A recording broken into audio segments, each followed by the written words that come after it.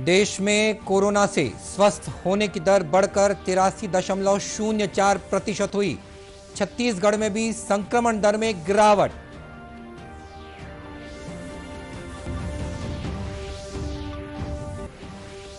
देश में अब 17 करोड़ 52 लाख से अधिक लोगों को कोरोना टीके लगाए गए।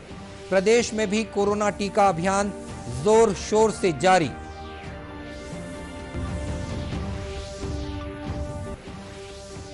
आज अंतर्राष्ट्रीय नर्स दिवस है। कोरोना काल में चुनौतियों के बीच मरीजों की सेवा में जुटी हुई हैं नर्सेस।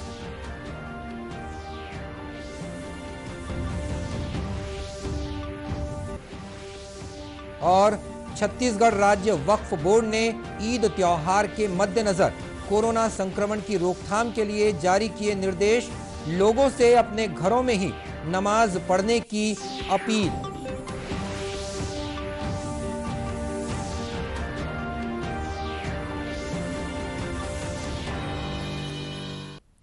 नमस्कार, आप देख रहे हैं दूरदर्शन समाचार। मैं हूं मनीष अहलूवालिया और अब समाचार विस्तार से।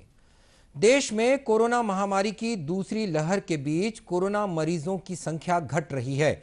इसके साथ ही स्वस्थ होने की दर में भी निरंतर सुधार हो रहा है। केंद्रीय स्वास्थ्य मंत्रालय के अधिकारी ने बताया कि देश में कुल संक्रमित लोगों में से 15.86% मरीजों का इलाज चल रहा है। कोरोना से ठीक होने की दर 83.04% पर पहुंच गई है।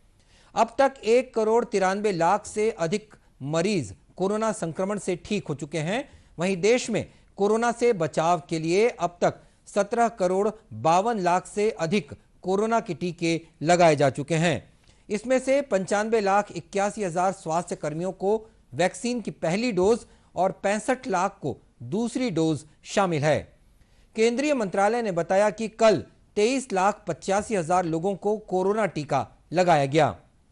छत्तीसगढ़ में भी कोरोना टीकाकरण अभियान जोर शोर से जारी है।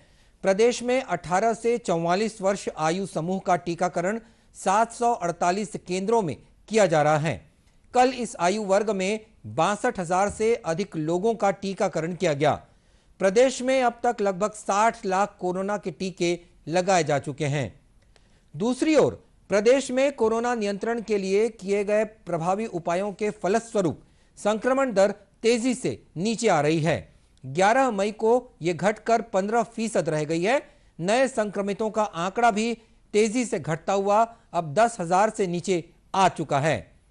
प्रदेश में कोरोना जांच सुविधाएं बढ़ने के साथ ही संक्रमितों की जांच में भी बढ़ोतरी हुई है। कल 63,811 टेस्ट किए गए थे, जिनमें से 9,717 लोग ही पॉजिटिव पाए गए।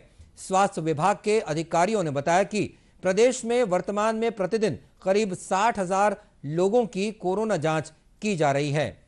राज्य की पॉजिटिविटी दर अब घटकर 15 रह गई है। इसके अलावा प्रदेश में कोरोना संक्रमण पर नियंत्रण के लिए 11,42,000 से अधिक संदिग्ध मरीजों को स्वास्थ्य विभाग द्वारा दवाइयों की किट का वितरण किया गया है। कोरोना संक्रमण के लक्षण वाले व्यक्तियों के त्वरित इलाज के लिए मितानिनों और सर्विलेंस टीम द्वारा दवाई किट उपलब्ध कराई जा रही है। प्रदेश में अब तक कोरोना के लक्षण वाले 4,74,000 से अधिक लोगों को यह दवा की किट उपलब्ध कराई गई है। रायगढ़ जिले में कोरोना संक्रमण से बचाव के लिए मेडिकल ऑक्सीजन फ्लो मीटर की कमी को देखते हुए जिला स्वास्थ्य विभाग के बायोमेडिकल इंजीनियर्स और डॉक्टरों ने देसी जुगाड़ से औद्योगिक फ्लो मीटर का स्वरूप बदलकर उससे मेडिकल फ्लो मीटर तैयार कर लिया। बोतल से तैयार ह्यूमिडिफायर को औद्योगिक फ्लो मीटर में लगाकर उसका उपयोग मेडिकल ऑक्सीजन फ्लो मीटर के रूप में किया जा रहा है, ताकि वह कोरोना मरीजों के काम आ सके। जिला स्वास्थ्य अधिकारी SN केसरी ने बताया कि जिले में फ्लो मीटर की कमी से ऑक्सीजन बेड तैयार नहीं हो पा रहे थे, लेकिन इंजीनियर्स और डॉक्टरों की टीम ने देसी जुगाड़ से जो फ्लो मीटर तैयार किया है वह कोरोना मरीजों के उपयोग के लिए काफी कारगर साबित हो रहे हैं। इस फ्लो मीटर का उपयोग KIT जिला अस्पताल में किया जा रहा है।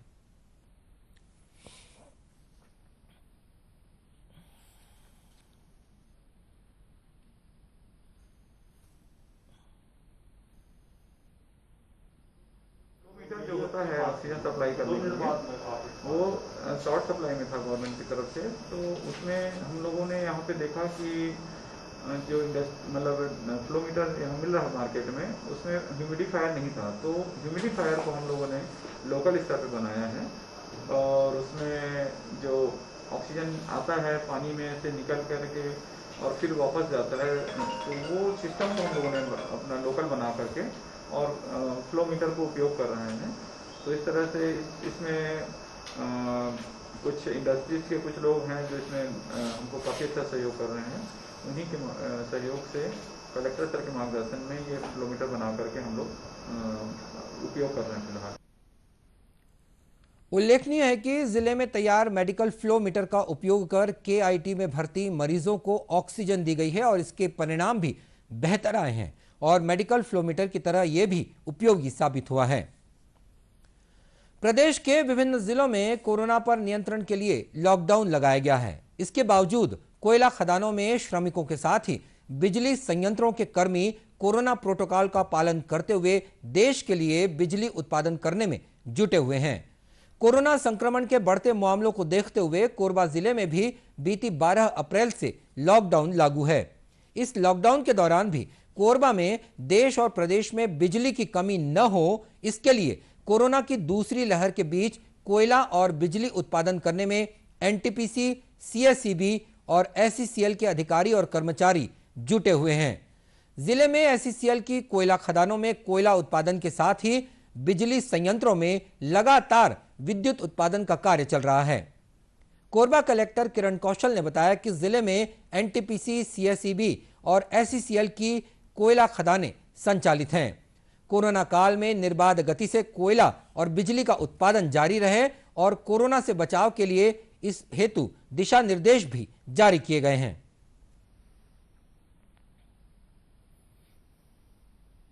काफ़ी मेगा इंडस्ट्रीज ऑपरेशनल हैं। बाल्को, एनटीपीसी, लैंको, एसईसीएल, इन सभी लोगों को से भी हम लोगों ने डिटेल में आज डिस्कशन किया, उनसे मीटिंग की है और उनको ये स्पष्ट रूप से निर्देशित किया है कि सोशल डिस्टेंसिंग और सारे कोविड प्रोटोकॉल को अनिवार्य रूप से अपने माइंस एरिया में, अपने फैक्ट्री एरिया में एवं अपने बस्तियों में जो उनके हैबिटेशंस हैं वहाँ पर उसको पालन कराना इंश्योर करें एवं 45+ के लोगों को भी अनिवार्य रूप से वैक्सीनेशन कराना इंश्योर करें। इसके लिए भी उनको हम लोगों ने निर्देशित किया है। जिला कलेक्टर ने यह भी बताया कि कोयला खदानों और बिजली संयंत्रों में कार्यरत श्रमिकों और कर्मचारियों के लिए कोरोना प्रोटोकॉल का पालन करने के लिए भी कहा गया है और खबरों का सिलसिला आगे भी जारी रहेगा। फिलहाल वक्त है एक छोटे से ब्रेक का।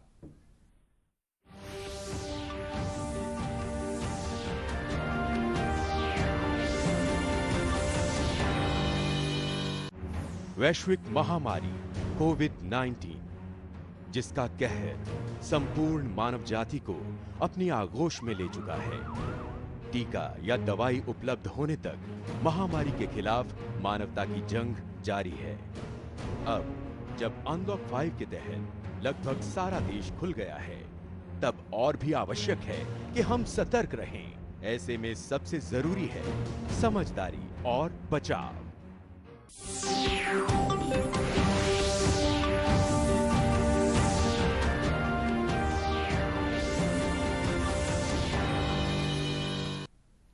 और ब्रेक के बाद एक बार फिर स्वागत है आपका दूरदर्शन समाचार में। कांकेर जिले में भी कोरोना संक्रमण की रोकथाम के लिए लॉकडाउन का कड़ाई से पालन सुनिश्चित किया जा रहा है। जिले के अंतागढ़ में स्थानीय प्रशासन ने कोरोना संक्रमण से बचाव के लिए जारी दिशा निर्देशों का पालन करवाने के लिए कड़ाई भी शुरू कर दी है। स्थानीय प्रशासन द्वारा स्वास्थ्य विभाग और नगर पंचायत के अधिकारियों के साथ कोरोना संक्रमित लोगों से घर जाकर फीडबैक भी लिया जा रहा है।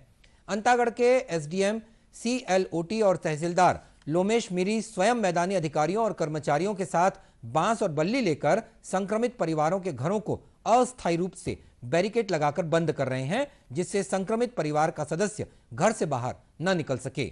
साथ ही संक्रमित परिवार के सदस्यों को आवश्यक दवाइयों का वितरण भी किया जा रहा है। इसके अलावा उन्हें स्वास्थ्य के प्रति जागरूक रहने और कोरोना वैक्सीन के बारे में जानकारी भी दी जा रही है। आज अंतर्राष्ट्रीय नर्स दिवस है। नोबेल नर्सिंग सेवा की शुरुआत करने वाली फ्लोरेंस नाइटिंगेल के जन्म दिवस 12 मई को हर साल दुनिया भर में अंतर्राष्ट्रीय नर्स दिवस के रूप में मनाया जाता है। कोरोना संकट काल के इस दौर में नर्सों की भूमिका भी महत्वपूर्ण हो गई है। कोरोना संक्रमण की चुनौतियों के बीच नर्सेस मरीजों को स्वस्थ रखने और उनकी देखभाल के लिए अपनी सेवाएं दे रही हैं। राजधानी रायपुर स्थित डॉक्टर भीमराव अंबेडकर अस्पताल और जिला अस्पताल में कार्यरत नर्सेस भी इस संकट के दौर में अपने परिवार की देखभाल के साथ ही मरीजों की सेवा में जी जान से जुटी हुई हैं। जिला अस्पताल रायपुर में नर्सेस ने आज केक काटकर अंतर्राष्ट्रीय नर्स दिवस मनाया। जिला अस्पताल रायपुर की नर्स प्रार्थना क्षेत्री ने बताया कि कोरोना महामारी ने सबको यह एहसास करा दिया है कि अगर अस्पतालों में नर्स नहीं होती तो ये बीमारी और विकराल रूप धारण कर सकती थी। महामारी ने लोगों को यकीन दिला दिया, लोगों को ये एहसास करा दिया कि नर्सेज अगर अस्पताल में मौजूद ना हो तो ये महामारी विकराल रूप ले सकती है। परंतु नर्सेज के अथक प्रयासों के द्वारा और आज भी कोरोना पॉजिटिव हो रही हैं और नहीं भी हो रही हैं, उसके बावजूद भी अपने घर को संभालते हुए उन्होंने जिस तरीके से इस महामारी में सरकार का, लोगों का और हर किसी का सहयोग किया, इसके लिए आज हर एक व्यक्ति नर्सेस को दिल से धन्यवाद दे रहा है। वहीं नर्स नीलिमा शर्मा ने कहा कि कोरोना काल में नर्स की ड्यूटी कर वे गर्व महसूस कर रही हैं। कोई पीपी किट पहनना है कि बीपी शुगर पेशेंट हैं, कई सिस्टर हमारी हैं जिनको शुगर है, बीपी है, फिर भी वो पीपी किट पहन के काम करती हैं। इस जज्बे के लिए मैं अपनी प्रत्येक दीदी, प्रत्येक सीनियर और मेरे साथी स्टाफ को धन्यवाद देती हूं और कहती हूं कि इस जो हमारी जो सेवा है, जो हमारी नौकरी है, हम इसे अब नौकरी नहीं समझते, अब हम इसे देश सेवा और मानव की सेवा समझते हैं और इसी जज्बे के साथ आज हम अपनी ये ड्यूटी पूरी कर रहे हैं। उल्लेखनीय है कि इस कोरोना संक्रमण के दौरान कई नर्सेस दिन रात मरीजों की सेवा में जुटी हुई हैं। इस दौरान कई नर्सें कोरोना संक्रमित भी हो चुकी हैं। इसके बावजूद स्वस्थ होने के बाद वे फिर अपनी ड्यूटी पर लौट आई हैं। कांकेर जिले में एक माओवादी दंपत्ति ने पुलिस के समक्ष आत्मसमर्पण कर दिया। इस माओवादी दंपत्ति पर 7 लाख रुपए का इनाम घोषित था। इनके खिलाफ कई हिंसक वारदातों में शामिल होने के मामले विभिन्न थानों में दर्ज हैं। आत्मसमर्पित माओवादी दंपत्ति को प्रोत्साहन राशि के रूप में 10-10 हजार रुपए प्रदान किए गए। वहीं इसी जिले के आमाबेड़ा थाना क्षेत्र के पालूर मेटा में माओवादियों ने एक ग्रामीण की धारदार हथियार से हत्या कर दी।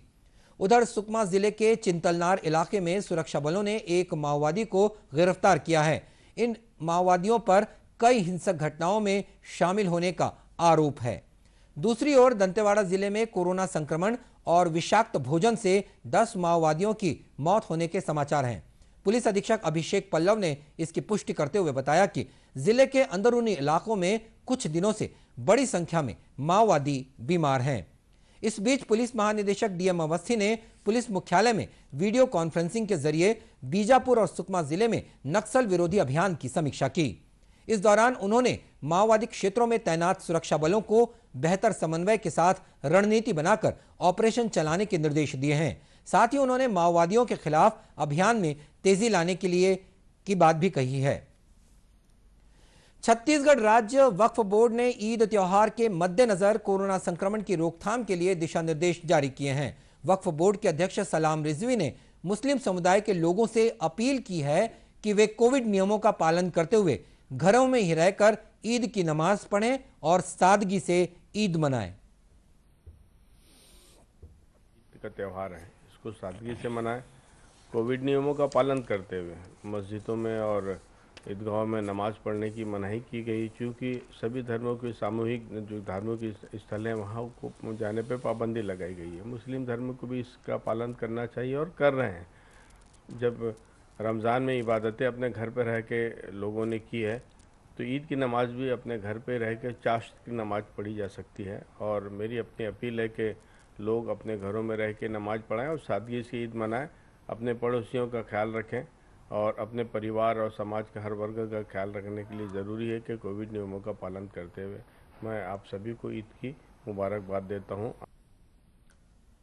छत्तीसगढ़ राज्य वक्फ बोर्ड द्वारा जारी निर्देश में कहा गया है कि ईद उल फित्र की नमाज के लिए मस्जिद, ईदगाह, मदरसा, दरगाह में 5 से ज्यादा लोग जमा न हों।